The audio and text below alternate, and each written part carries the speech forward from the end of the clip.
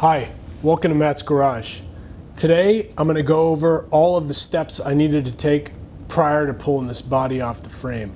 I'm not going to get to pulling the body today, but I will lift it and level it so that when I can pull it, it'll be a piece of cake and ready to go. So I'm going to walk you through the steps I took in terms of bracing and prepping the body to make sure it's ready to come off. Let's get to it.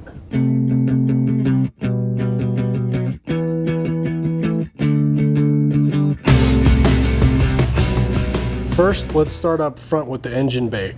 I basically cut 2 plates out on either side and then 2 plates for the core support, and I welded these brackets to give it structure. Why? Because of the rot out in the inner fender panels, this has no structural stability. Before I put the bracing in, when I lift it up on this corner, it would just come up like a tin can. Now, at least it's got some resistance, which tells me it's got some structural integrity. Same on this side. Sorry for the camera work. It's not so easy, but when I pull up on it, it gives me some resistance, which is good. Next for the bracing, I think I talked about doing this earlier, but basically I welded a plate and bolted it into the striker latch. And then on this side, I welded directly to the A-pillar. Now you might ask, why did I do that? Well, I wasn't able to get all the bolts out here. I tried for hours. I welded many nuts onto these and they just broke off, and I got one out, but I didn't get that one out. Plus, I want to replace those plates. So if I bolt to them and then I take this off, then I'm going to lose that structural integrity. So I just welded, and excuse this booger weld. I have better welds, but this one was not too pretty. I'll prove it to you. Not too bad. That's pretty bad. In any case, I welded the same bracing on both sides, and then I tied the bed down side to side with just angle iron and bolts. In the center here, I used the existing bolt holes in the deck, bolted down 2 pieces of angle iron, got some removable hooks, and put this load lever right here. So that's what I'm going to pick up from. Each of these hooks is rated to 800 pounds, and that's more than the whole body weighs. So between the 4 of them, even though they look skinny, they should be fine. A couple things I want to get across. I don't know what I'm doing. I just learned all this off of YouTube and talking to you guys and looking up stuff on the forums. You know, this type of bracing, everything. This load leveling idea I just came up with on my own. I wanted to be able to adjust it so that when I lift it, and that's what I'm going to try to do today, is test lift it and try to see if I can get it as flat as possible. I used a bunch of tools that I've never used before. Let me show you a couple. First, back there in the corner, I just put it back, is the Harbor Freight 8-inch drill press. It's not the best drill press ever made, but oh, it came in so handy for drilling all the holes for the brackets. The next tool I used that I've never used before is a portaband, and this portaband table from Swag Off-Road. It's pretty sweet. The way it works is you move the guard out as far as it'll go, and then you slide it in here, and it fits the profile of the air duct exhaust perfectly. And then there's a thumb screw here that you put onto it, and it holds it straight up in place. There's a set screw that'll adjust it side to side so it gets perfectly vertical. This thing is great. Precise cuts, relatively quiet compared to a grinder, way less mess, no sparks, no dust. I'm a huge fan of this setup, and like I said, I've never used it before. Along with the bandsaw, I use this foot pedal. Basically, the portaband plugs into the foot pedal, and the foot pedal plugs into the wall. You use this clamp to clamp around the trigger of the portaband, and this becomes your trigger. I also sometimes use this miter gauge, but not so much. I made most of my cuts by hand. It's great. This allows you to use both hands when you're working the portaband. I also use this angle grinder a lot. I'm not a big fan because it does vibrate, this Craftsman 6-inch, but I still used it and it works for my purpose. I used it for a couple things. One is I would bevel the edges of the steel for welding here. I would knock off the mill scale with the wire brush, and most importantly, I would sharpen my drill bits with this stone wheel. I watched a bunch of videos on how to do it by hand. took a lot of practice. I failed a bunch of times, but given enough practice, you can get the profile just right and the angle just right to where, oh, it was great. I would just slice through my bar stock and my angle iron. And it saved me the trip to go buy new drill bits or dealing with a dull bit. Highly recommend it. And of course the welder. Use this a lot. It's awesome, has tons of power. I had to learn a lot about how to manage the puddle. I went just rookie sort of bzz, bzz, I didn't know what was going on. You have to give yourself time to learn. You know, when you're starting to learn welding, when you've got the mask on and you hit the thing, it's like, oh, I'm welding, and it sparks, and you're just kind of, you don't know what's going on. But after you kind of get used to the mechanics and the safety and you're confident, you can sort of start being able to watch the puddle. But I wasn't able to do it initially. I had to practice until I was able to figure out, okay, this is my puddle. That's too hot, I'm blowing through, not enough wire speed, too much wire speed, but it takes practice and it is a skill. I got it in a day, but you know, it was a day of welding on all those brackets and stuff. So you don't need something this big.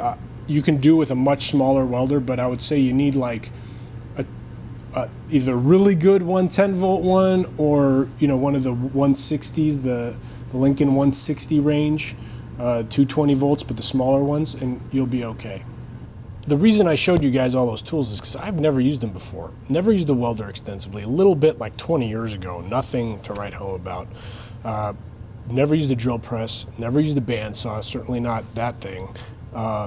Never really used an angle grinder, except like once in like the Army for whatever, just to show my troops, hey, look, LT can do this.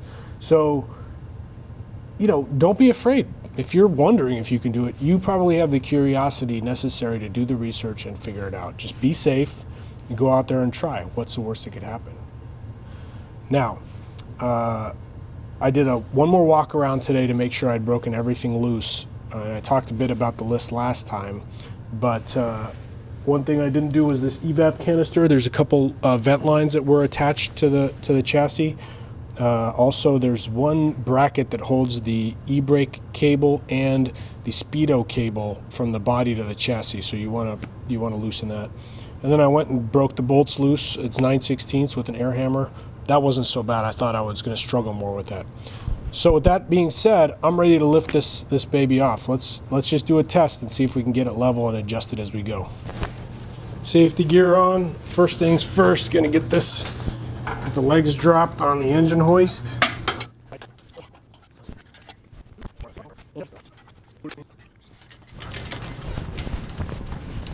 I've been working on the railroad all the live long day. I've been working on the railroad.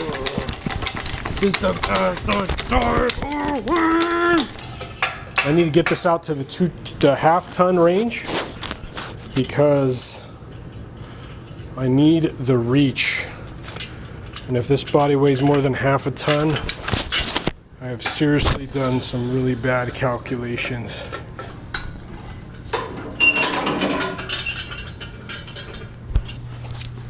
Okay, I'm counting on you guys to tell me if it's level. I'm just kidding, I'm gonna check anyway. Okay, so I got some lift. I'm gonna check to see if it's going left or right. Okay, it looks like the front end is coming up first.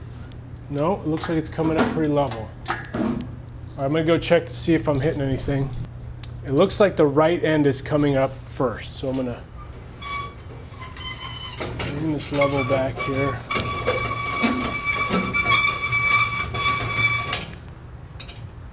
Oh, that's a piece of junk, isn't it?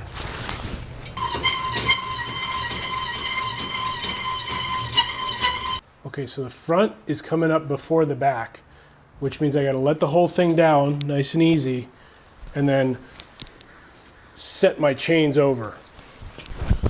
So what I did was I moved the center of this over towards the camera, which should bring the butt down, but we will see if that's true or not.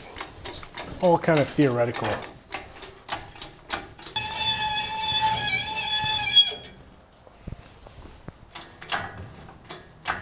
All right, at this point, I'm gonna stop and walk around the car and see if anything is hanging up. I missed 2 lines. I think they're the evap lines. There's one more connection point, so I need to let it down and try again. Way, way off. It wasn't the, whatever I said before. It was the rear parking brake cable bracket, which I should have seen was attached to the body, and then the exhaust hangers on the back. So let's see if the back comes up more evenly now. Looks like my exhaust is still hung up. Did I get the right one?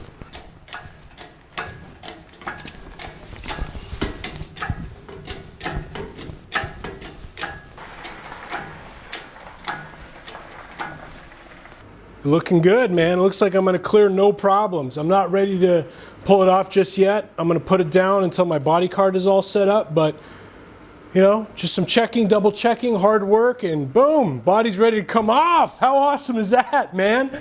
So cool. Gavin, check it out, the body's off. I'm lifting the whole body off the Bronco.